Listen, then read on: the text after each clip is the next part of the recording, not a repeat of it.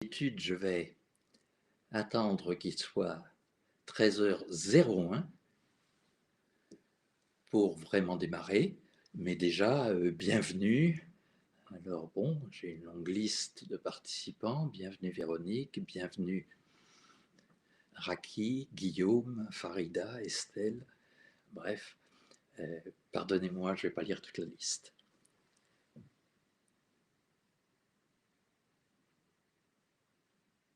Eh bien,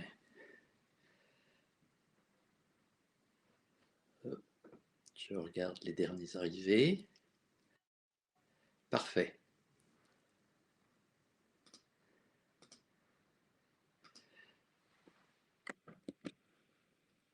Voilà. Eh bien, écoutez, bienvenue à tous encore une fois. Et puis, nous sommes ici dans le cycle de conférences La performance par la confiance. Et l'objectif est toujours le même pour le manager, c'est de faire converger les énergies.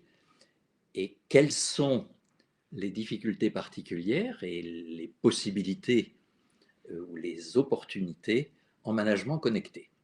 En gros, est-ce que vous souhaitez que vos équipiers, à la fin de la journée, aient envie de dire « Ouf, enfin libéré » ou au contraire « Libéré, mais c'était une bonne journée ». Alors, je vous demande de commencer par aller sur le chat et, si vous voulez bien, de me faire part de ce que j'appelle la météo du jour, c'est-à-dire entre 1 et 5, suivant votre niveau d'optimisme et d'enthousiasme au départ de ces 45 minutes, dont les 10 ou 15 dernières minutes seront consacrées à vos questions et réponses. Et puis, vous m'avez envoyé quelques points de réflexion qui étaient des fois sous forme de questions, quelquefois sous forme d'objectifs, qui est comment retrouver, malgré le management connecté, la confiance manager-équipe. Quelque chose de plus général, améliorer mon management, comment surmonter le ralentissement des échanges, et c'est bien de ça qu'il s'agit. Et puis, les cas où il y a soit 100% de distanciel, soit un présentiel, j'allais dire tournant. Chacun doit venir une journée au bureau dans la semaine, mais au choix. Et donc, je n'ai jamais toute mon équipe. Au total, il s'agit bien de réinventer notre management dans le cadre de ce qui est le 21e siècle. Alors, de mon côté, alors attendez que je vois soleil, 5, 4, soleil avec quelques nuages. Eh oui, c'est un grand, grand soleil dans la tête, c'est toujours un peu difficile. Et donc, moi-même, je vais vous dire que je fais du télémanagement depuis plus de 20 ans, 25 ans, puisque quand je suis rentré chez Valeo, je me suis retrouvé avec une équipe qui était répartie sur les différents continents. Alors, j'ai mis une carte comme c'était, je dirais, dans mon deuxième poste chez Valeo, mais j'ai dû inventer la façon de manager une équipe à l'époque seulement par téléphone. Or, ce pourquoi j'avais été engagé et ce pourquoi je me sentais de l'appétence vraiment, c'est de constituer une équipe solidaire, une coopération, ce que j'appelle une coopération ouverte, et non pas juste je te donne ci si tu me donnes ça. Et ma foi, tout ça s'est mis en place, puis ça a pas mal marché. Et puis au fil des années sont apparues la réunion téléphonique, puis la salle de visioconférence, où il fallait aller dans une salle spéciale, et puis maintenant, je vais tous les outils que vous connaissez ou ne connaissez pas. Et chez Danone, je me suis retrouvé à un moment basé à New York avec une équipe qui était, comme vous le voyez dans la deuxième carte, je ne vais pas dire aux quatre coins des États-Unis, mais quand même. Donc j'avais 2 reports directs avec moi, et sinon un dans un site, 2 dans l'autre, 2 dans l'autre, un à Salt Lake City. Et donc tout ça, ça m'a donné une expérience. Et comme je suis passionné, et je continue à être passionné par un point essentiel qui est qu'est-ce qui fait la différence entre une équipe qui a une performance, je dirais, moyenne, et une autre équipe qui semble pareille et dans le même contexte, et qui est vraiment championne, championne de façon extraordinaire et durable. Et ceci étant toujours mon ambition de créer des équipes qui soient vraiment championnes, solidaires, créatives. Et bien, ma foi, on va essayer de regarder comment faire ça et je vais essayer d'être utile en partageant des lignes de force, quelques outils, mais surtout des lignes de force de réflexion tout à fait importantes. Et puis, eh ben ça redit, oui, je suis passé chez Valeo, j'ai été directeur industriel du groupe Valeo, de Danone, et je suis maintenant ce que j'appelle consultant coach, c'est-à-dire toujours travailler avec l'entreprise et le manager ou les managers, puisque à la fin, c'est eux qui savent créer, qui peuvent créer la culture d'entreprise. Aujourd'hui, durant la conférence, on va regarder le management connecté avec des points, c'est en passant au virtuel, qu'est-ce qu'on a perdu? Et ce que j'appelle créer de la proximité à distance, qui est, j'aime bien les formulations un peu paradoxales. Et enfin, regarder, mais ce sera plus rapidement, c'est les caractéristiques des différents canaux de communication, puisque le management, c'est toujours de la communication. Et puis, dans les 2 semaines, vous êtes invité, autant que vous le voulez, à prendre rendez-vous. Alors, c'est ici, vous voyez avec ma petite flèche, cliquez ici, à prendre rendez-vous. Ça n'engage à rien, c'est gratuit, mais pour moi, c'est important parce que j'adore parler à la petite diote verte qui est en face de moi, mais échanger sur une situation réelle, c'est vraiment beaucoup plus intéressant et pour vous, ce sera toujours tout à fait utile. Alors, donc, je reviens à notre question, ou plutôt, je m'arrête d'abord sur un diagramme que nous partageons à chaque fois, qui est le management, c'est un mélange qui doit être équilibré entre la technique, le relationnel et la gestion. Alors, la fois dernière, nous avons parlé des rituels et donc tous ces liens de communication. Et puis, dès qu'on passe en virtuel, ben, les mêmes liens passent en pointillé, c'est-à-dire que le tuyau est moins commode. Et donc, comment se redéfinit le management dans ce contexte? Alors, donc, je reviens à notre question initiale, c'est créer de la proximité à distance, c'est aussi être seul et se sentir en équipe. Alors, pour le manager, mais surtout, penser comment je fais pour que chacun de mes équipiers puisse se sentir en équipe. Et la première coopération à créer, c'est toujours la coopération manager-manager. Il n'y aura de coopération positive et ouverte dans votre équipe que si vous avez créé avec chacun des membres une coopération suffisamment positive et ouverte, encore une fois. Alors, il y a un premier point qui sont les conditions matérielles. Ici, bon, c'est bien, il y a une table, il n'y a personne d'autre, mais on sait bien que pour tout le monde, les conditions, pour chacun, les conditions matérielles sont différentes. Elles peuvent être liées à l'environnement, mais aussi aux liens électroniques, au matériel, à l'ordinateur. Alors, la loi reporte aux entreprises d'agir sur ce point sans rien préciser, et heureusement, de plus en plus d'entreprises se rendent bien compte qu'il faut le faire. Mais quand je dis de plus en plus, je crois que ce n'est pas encore la majorité. C'est pas je crois, je sais que ce n'est pas encore la majorité. Et ça, c'est le point dont on ne parlera pas beaucoup parce que, je dirais, les solutions sont connues. Mais par contre, qu'est-ce qui est dans le pouvoir du manager dans cette situation? Alors, encore une fois,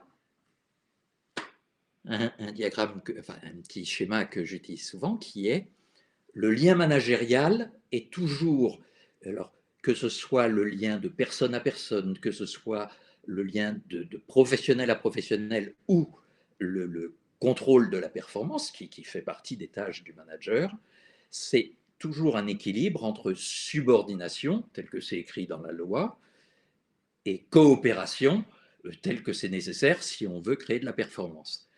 Et ma première question, c'est de dire, quand je passe d'une relation directe à une relation à distance, qu'est-ce qui risque? Où est le risque? C'est que pour une même relation, on ait l'impression qu'il y ait plus de coopération ou que pour la même relation, la subordination soit un peu plus pesante. Voulez-vous répondre sur le chat euh, en, avec un S et un C, hein, ne réagissez pas en remettant le mot S. Où est le risque pour le manager? Qu'est-ce qui va être ressenti plus facilement?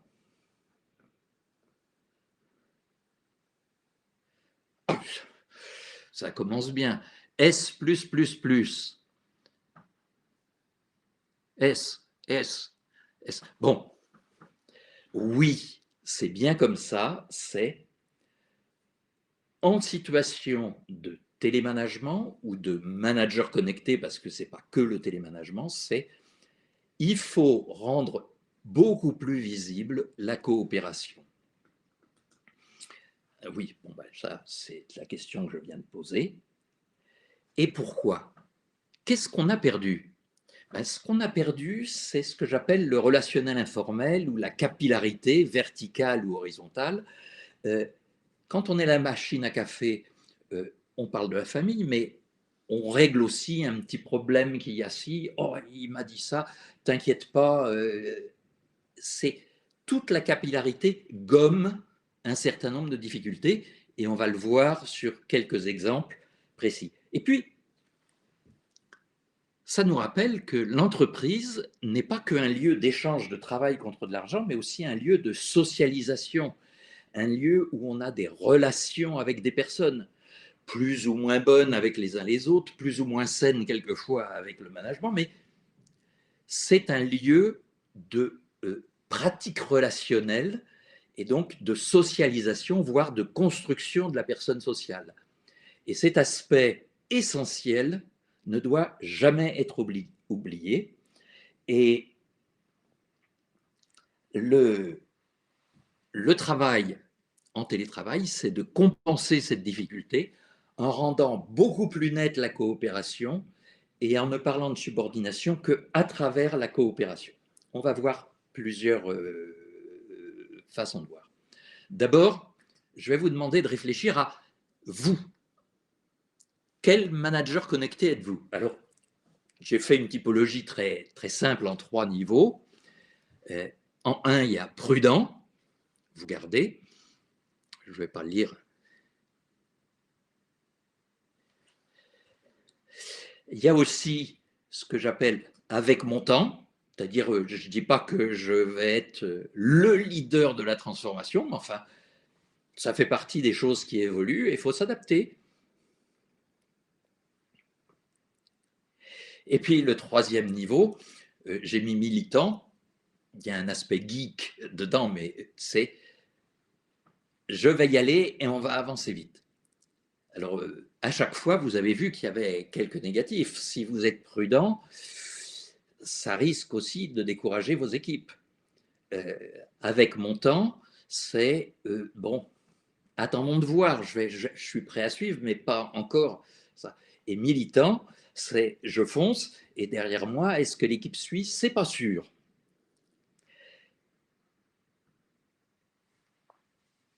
Ce qui me fait revenir sur un point qu'on a vu, c'était à propos des rituels, parce qu'on va voir que c'est à travers des rituels qu'on va créer ça, mais on ne va pas parler des rituels en tant que, juste de quelques pratiques, c'est les rituels, la façon dont je me comporte au quotidien crée une dynamique sociale et culturelle en insistant sur les 3 points qui déterminent l'engagement, c'est est-ce que à travers mon attitude, mes échanges, ma façon de faire, chacun des membres de mon équipe ressent son utilité, je sers à quelque chose, ma contribution à l'œuvre commune, et à travers les deux, j'appartiens à une communauté humaine qui sont les vecteurs de fond de la coopération que j'appelle positive et ouverte. Et bien sûr, tout ça, pour revenir au titre du cycle, tout ça nécessite de construire la confiance. C'est-à-dire, si vous n'avez qu'une piste pour dire qu'est-ce que je dois faire, c'est comment je fais pour que les gens aient plus confiance en moi, moins en eux, parce que c'est toujours réciproque, mais sans être naïf, évidemment. Et le DG d'une société qui pratique depuis des années le télétravail me disait le distanciel renforce énormément le besoin de confiance, d'autonomie, de vision partagée. Je suis chez moi, mais je me sens faisant partie de l'équipe. Et pour passer ensuite de ce qu'on a perdu à comment construire la proximité à distance, écoutez, je reprends 3 liens que j'ai déjà développés ailleurs, qui est d'abord l'importance de ce que j'appelle les vraies conversations professionnelles, c'est-à-dire parler non seulement du résultat, mais du processus, éventuellement de comment améliorer ce processus, des compétences, de l'engagement, c'est-à-dire avoir vraiment une conversation de professionnel à professionnel, parce que les gens sont au travail et ils savent bien qu'ils sont au travail. Ça n'empêche pas une partie humaine en général avant, parce qu'on commence par la convivialité, et une partie de contrôle, parce que le manager est de toute façon responsable du résultat, mais le contrôle, par exemple, n'est accepté comme positif, alors, sauf quand le contrôle dit bravo, etc., mais comment je le réintègre dans le processus professionnel, et c'est là qu'il devient complètement crédible, complètement positif. Ce que j'appelle l'attitude positive et attentive, j'aime pas trop le mot bienveillant, parce que c'est un peu vague, mais c'est vraiment je suis transparent, le droit à l'erreur est connu, bienvenue au problème, toutes sortes de choses qui créent de la confiance. Et enfin, last but not least, la capacité à prendre du recul et à regarder la relation entre moi, manager, chacun de mes équipiers, et même entre moi, manager, et mon père, manager, père PAIR, manager de l'autre côté du couloir ou de l'autre côté de l'usine ou dans une autre région. Et c'est ce que j'appelle la socio-perception, c'est-à-dire sentir comment évolue la relation. Et ce qui est important, c'est que je sais, tac, tac, tac, j'ai perdu. Ah oui, c'est en bas. Voilà. Ça ne passe pas automatiquement, il faut cliquer. C'est considérer chaque entretien et chaque réunion comme une opportunité de renforcer de plus en plus ce lien de confiance, ce lien professionnel tout à fait positif. Alors, quelques conseils. D'abord, que vous soyez vous-même classé en prudent. Je regarde, j'ai pas eu beaucoup de réponses sur ceux qui se sentent prudents avec montant ou militant, mais bon, ne commencez pas par focaliser sur la technique. Commencez simple. Vous n'êtes peut-être pas geek, mais il serait rare que toute votre équipe soit une équipe de geeks. Et dans ce cas-là, si vous êtes tous des champions de Zoom, comment, Slack, Klaxon et compagnie, eh bien, il n'y aura pas de problème. Mais sinon, restez sur quelque chose de très simple, et c'est seulement étape par étape que vous rajoutez un outil en l'expliquant bien, en faisant un exercice, et vous allez voir que ça évite de tomber d'un côté ou de l'autre du cheval, c'est-à-dire soit parce que les gens disent il est vraiment trop timide, ou il est au contraire, on avance trop vite. Et puis, ce que je vous propose, c'est de choisir, de décider, de formaliser ce que j'appelle rituel dans le rituel. C'est-à-dire que forcément, dès que vous passez en manager connecté, il y a des choses qui sont déjà établies comme étant systématiques. Ça peut être une réunion hebdomadaire, une réunion mensuelle, ça peut être un face-à-face mensuel aussi, voire hebdomadaire.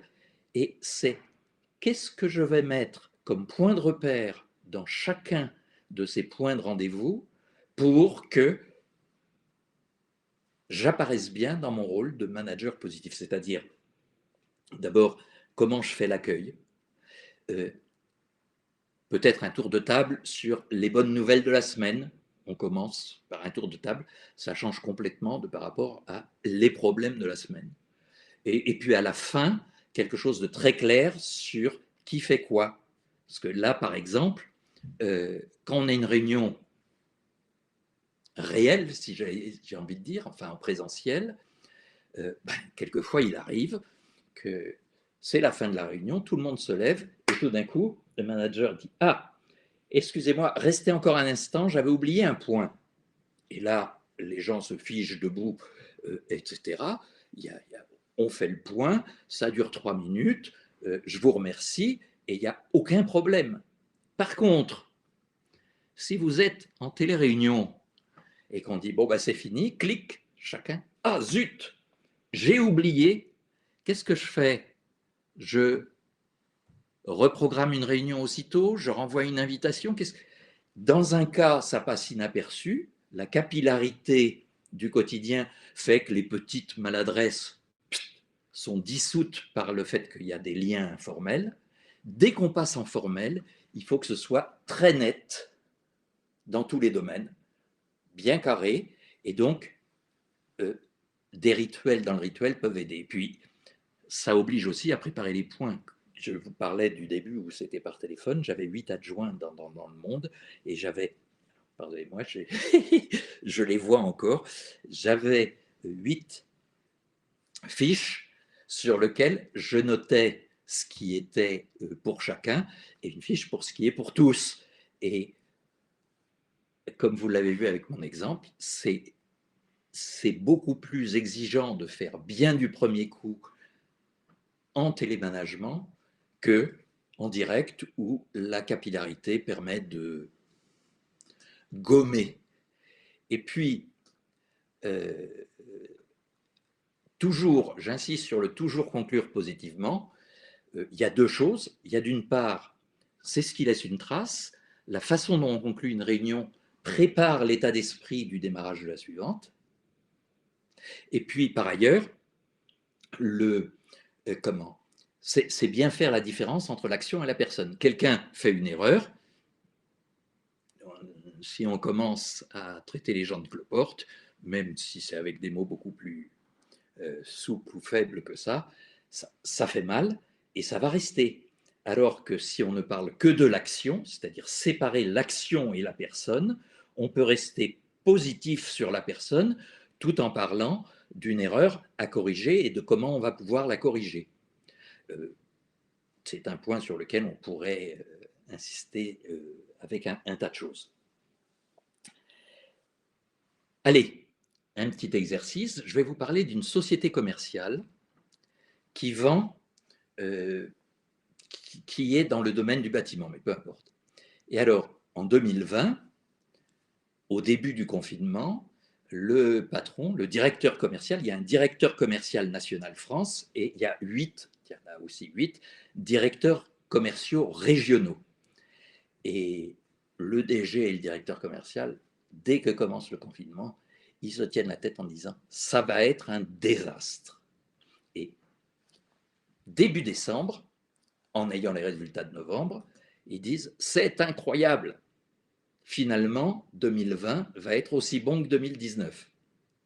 Et le directeur commercial me dit « je vais leur envoyer des félicitations ». Puis je creuse un peu. Ce qu'il avait en tête, c'était d'envoyer un email collectif à tous.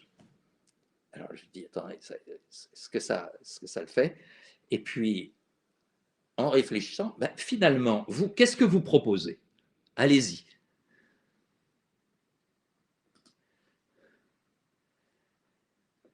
Un petit mot sur le chat et je vois ce que vous proposez.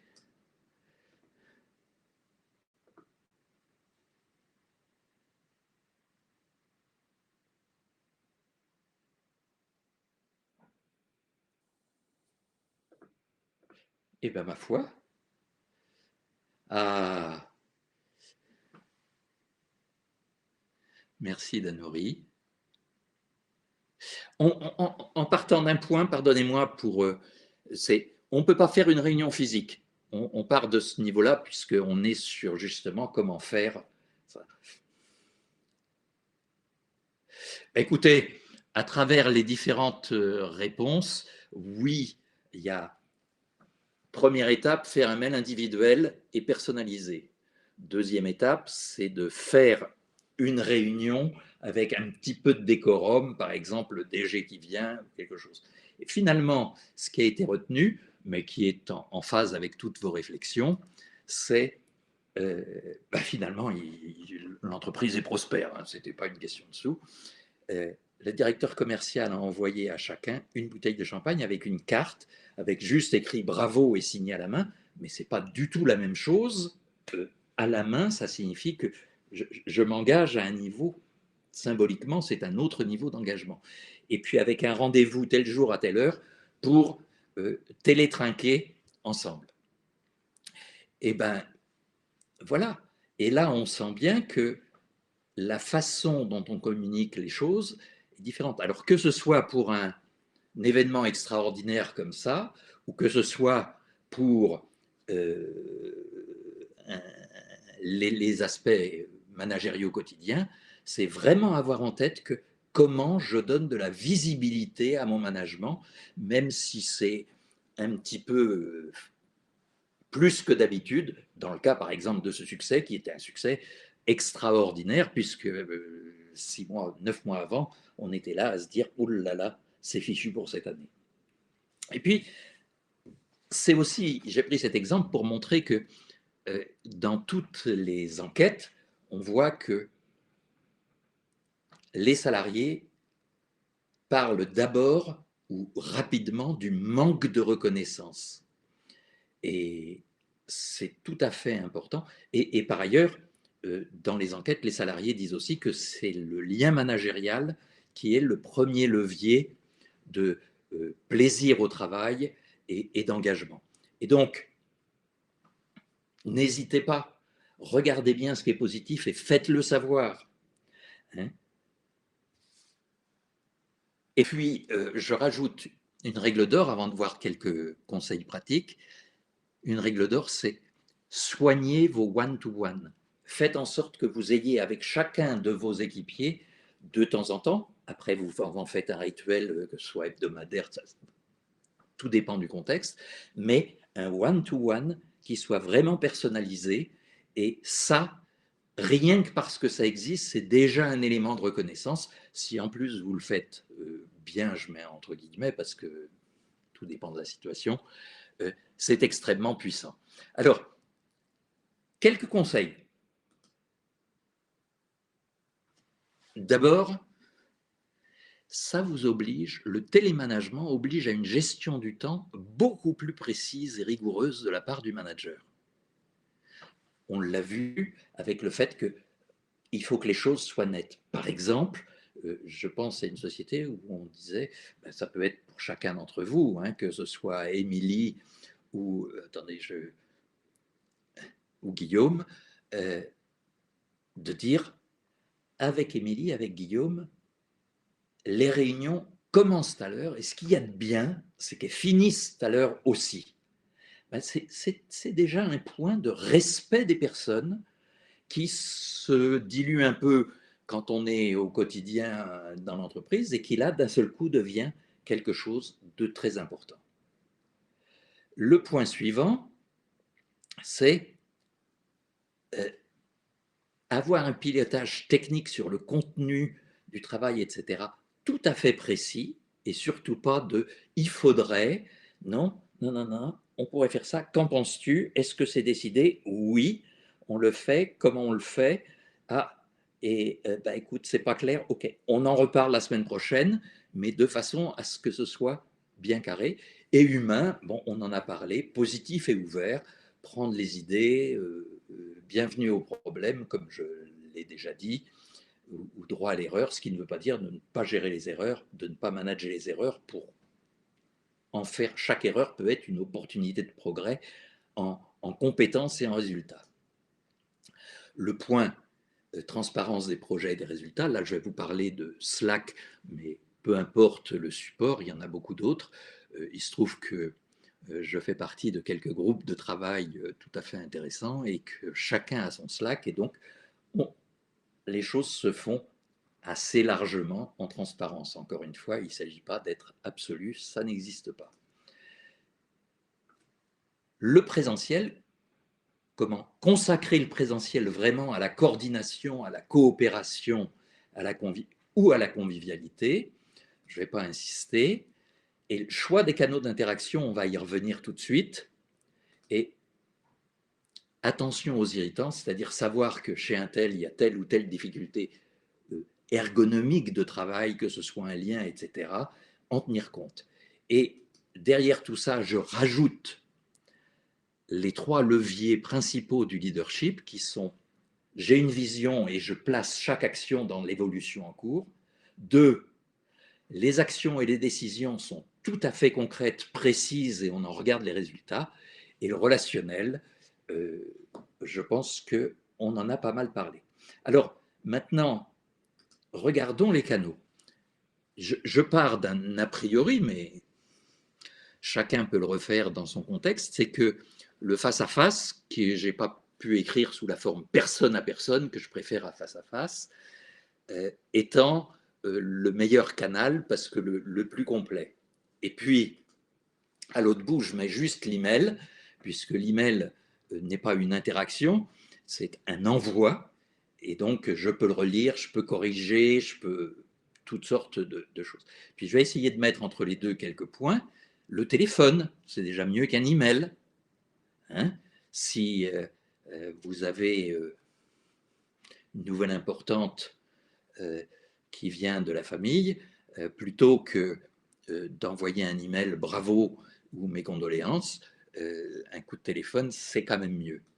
Et puis au-dessus, il y a la visio. Alors j'en ai mis que 5 parce que au départ, en travaillant avec quelques amis sur cette question des canaux de communication, on était arrivé à une dizaine. Et puis la réunion en présentiel, dans lequel chacun est présent, mais un petit peu avec un masque social. Et dans le face-à-face, je ne dis pas qu'il n'y en a pas, mais il y en a moins. Et donc, ce que je veux dire à travers ça, c'est que ce choix est tout à fait important. Et dans chaque situation, ça mérite d'y réfléchir une minute. Alors vous allez dire, la carte avec les bouteilles de champagne, elle n'est pas là-dedans. Non. Écoutez, comme je vous ai dit, j'ai résumé à 5. Et, et si on continue, on peut en trouver quelques autres. Donc, pour revenir, parce qu'il va être temps de conclure, vous vous souvenez, subordination, coopération, et bien, en management connecté, la coopération, il faut vraiment la montrer pour qu'elle soit sensible, et au contraire, la subordination, chaque maladresse, si petite soit-il, devient un poids qui fait pencher la balance comme ça. Donc, l'équilibre est beaucoup plus difficile et il faut y faire beaucoup plus attention. Eh bien, ma foi, cet aspect subordination, coopération, tout le monde connaît ça, c'est tout seul, on va plus vite, ensemble, on va plus loin, sauf en management de crise, pensez juste à on va plus loin, donc à ensemble. Et ben voilà. Et puis, j'aime bien conclure en disant, c'est bien, mais en 30 minutes, quand on raconte ça, c'est tout beau, mais il ne s'agit pas d'être naïf et de croire que tout le monde il est gentil. Non, l'entreprise est un champ quand même instable, avec des tensions, des difficultés, un tel, etc. Et donc, la qualité de l'interaction que vous construisez avec chaque personne et avec l'équipe entière est vraiment le point clé pour gommer les difficultés.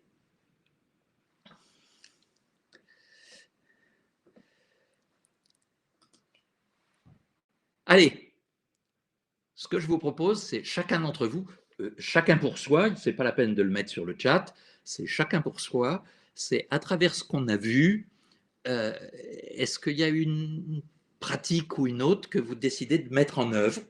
Et ce qui serait super, c'est que dans un coup de fil, dans notre coup de fil, on, on en parle et moi je suis à votre disposition, puisque comme je l'ai dit au début, euh, et raconter tout ça à la diode verte qui est allumée sur l'ordinateur, c'est sympa, mais prendre ça dans un contexte humain réel, qu'est-ce que c'est mieux?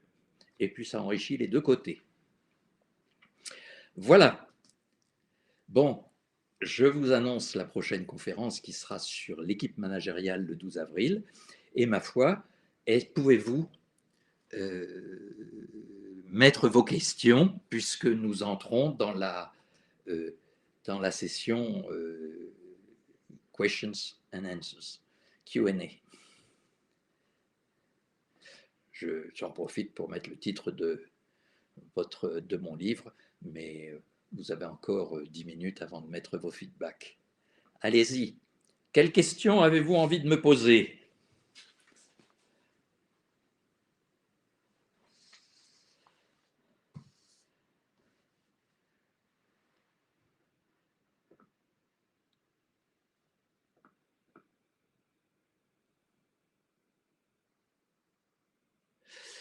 Alors, je vais répondre à une question qui n'est pas encore posée, mais j'espère bien qu'il y en a quelques-unes qui vont venir.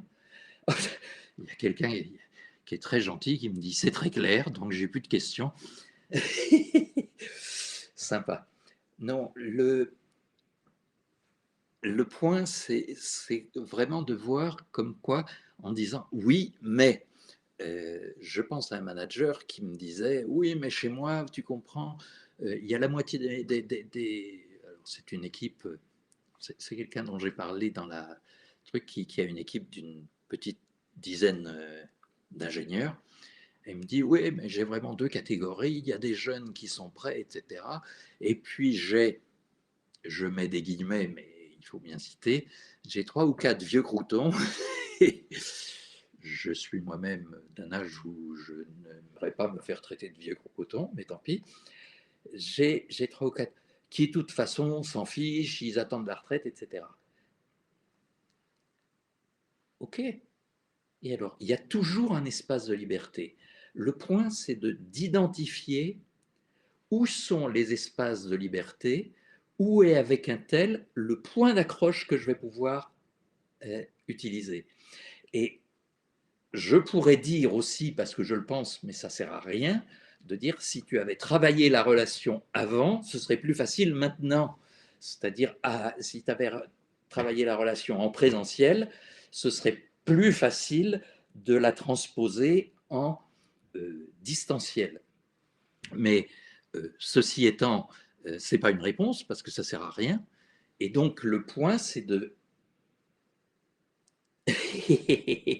oui, mais bride les possibilités de l'énergie. Oui, alors quand on me dit oui, mais, je dis ça veut dire non. Mais c'est un peu plus net, mais c'est le même truc. Mais pour revenir à ça, c'est avec un tel, finalement, où est-ce que je vais trouver un point d'ancrage pour démarrer les choses? Et que ce soit en présentiel ou en distanciel, sauf qu'en distanciel, c'est encore plus important.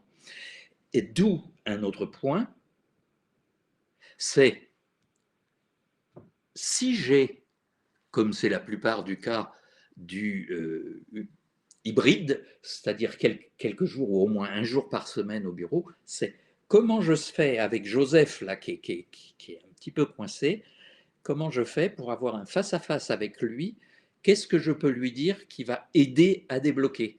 Alors, je ne vais pas dire surtout dont je suis sûr que ça va tout débloquer, non, non, non. Qu'est-ce que je peux faire qui pourrait aider? Et l'expérience montre que dans 80% des cas, on arrive à trouver un petit graton pour s'accrocher sur la paroi et, et continuer à grimper.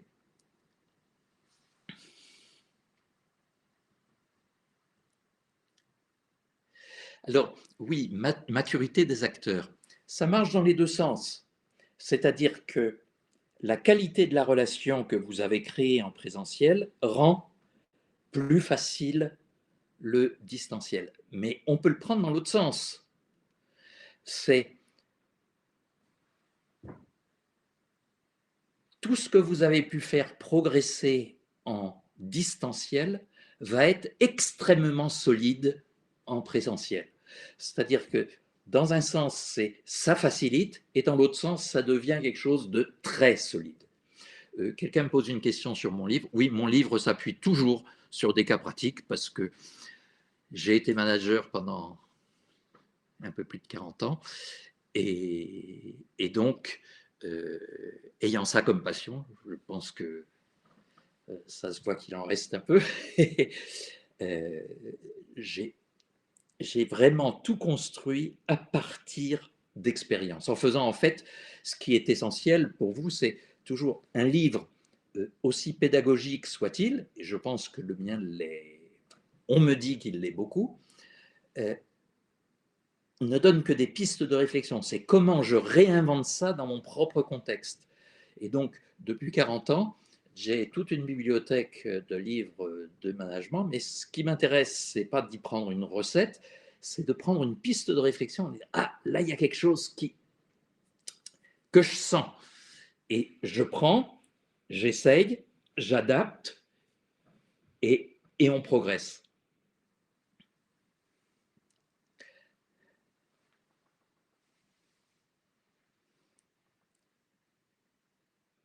Avez-vous choisi une action qui vous irait? Dites-moi là, répondez-moi sur le chat. Non pas quelles sont ces pratiques, mais juste si vous en avez trouvé une à partir de nos échanges, enfin de nos échanges, de mon blabla, pardonnez-moi, si vous avez trouvé un truc dont vous dites ça je peux faire. Parce que je vais vous dire, hein, les bonnes idées, ça peut tomber dans ce que j'appelle la bonne volonté à l'état gazeux. C'est-à-dire, ce serait bien si, mais il n'y a que dans l'action qu'on transforme le monde. Voilà, la partie du monde qui nous a été confiée comme manager, en tout cas. Alors,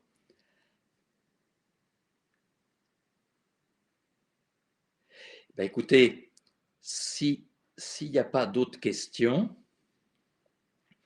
est-ce que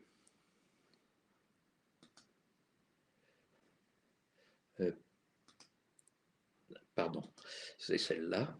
Est-ce que vous seriez la gentillesse de mettre un petit feedback un peu plus détaillé que merci, mais si possible, mais ce n'est pas moi qui suis avec votre emploi du temps, et si vous dites ben, dans 2 minutes je suis attendu ici ou là, mettez-moi un petit mot, ce serait vraiment sympa.